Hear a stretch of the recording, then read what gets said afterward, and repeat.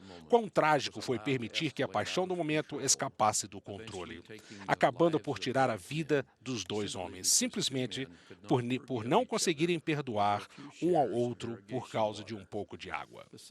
O Salvador disse: concilia-te depressa com teu adversário enquanto estás no caminho com ele, ordenando-nos, portanto, que resolvamos nossas diferenças bem no início para que a paixão do momento não se transforme em crueldade física ou emocional. Em nenhum lugar, esse princípio se aplica tanto quanto em nossa família. Nossa preocupação específica pode não ser a água, mas todos nós aqui na Terra, vivendo sobre o estresse e ansiedades causadas por este clima celestial, teremos motivos reais ou imaginários para ofender-nos. Como iremos reagir? Ficaremos ofendidos? Culparemos os outros? Deixaremos que a paixão do momento sobrepuje nossa razão? O presidente Brigham Young comparou certa vez o fato de ficarmos ofendidos com a picada de uma serpente venenosa. Ele disse: há dois cursos de ação a seguir quando se é picado por uma cascavel. A pessoa pode ter um sentimento de raiva, medo ou vingança, perseguir a criatura e matá-la, ou pode se apressar para tirar o veneno de seu corpo.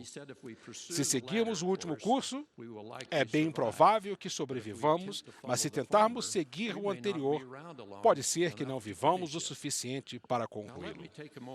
Gostaria de aproveitar para lembrar que, antes de tudo, precisamos tomar muito cuidado em nossa família para não sermos nós mesmos a causa das picadas das serpentes espirituais ou emocionais. Em grande parte da atual cultura popular, as virtudes do perdão e da bondade são desprezadas, ao passo que a ridicularização, a ira e as críticas severas são muitas vezes incentivadas.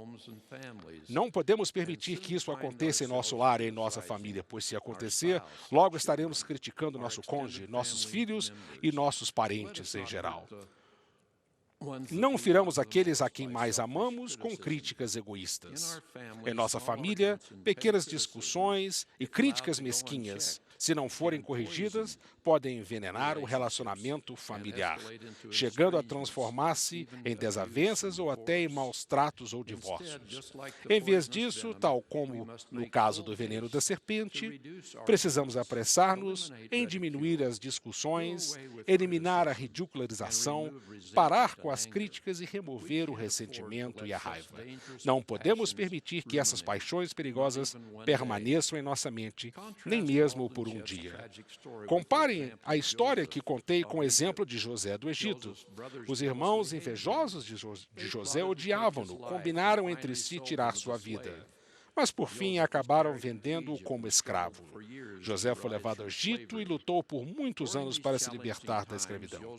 Durante todo esse tempo difícil, José poderia ter condenado seus irmãos e jurado vingança, poderia ter aliviado suas dores fazendo planos para vingar-se um dia.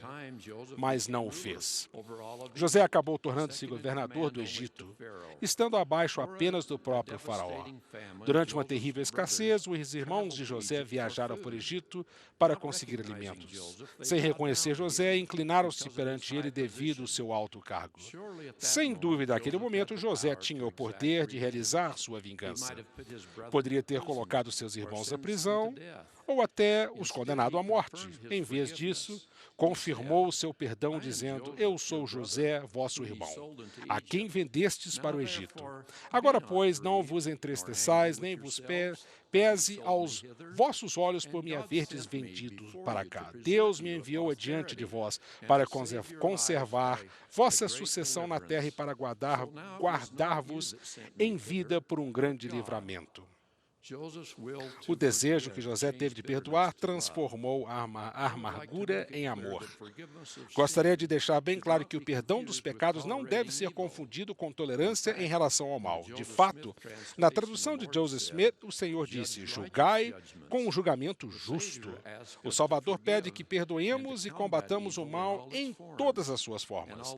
E embora devamos perdoar uma pessoa que nos prejudicou, devemos ainda assim trabalhar construtivamente para impedir que a injúria se repita.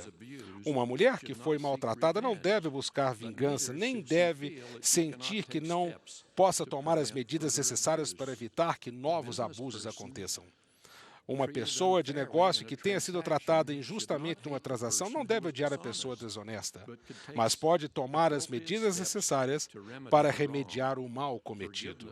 O perdão não exige que aceitemos ou toleremos o mal. Não exige que ignoremos o mal que vemos no mundo ao nosso redor ou em nossa própria vida. Mas ao lutarmos contra os pecados, não podemos permitir que o ódio ou a raiva controlem nossos pensamentos ou ações.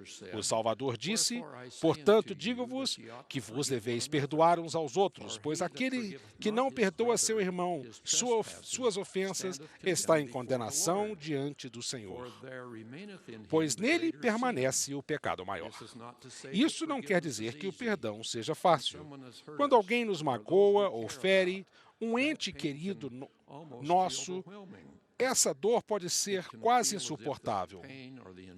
Pode nos parecer que tal dor ou injustiça seja a coisa mais importante do mundo e que não temos escolha senão buscar vingança. Mas Cristo, o Príncipe da Paz, nos ensina um caminho melhor.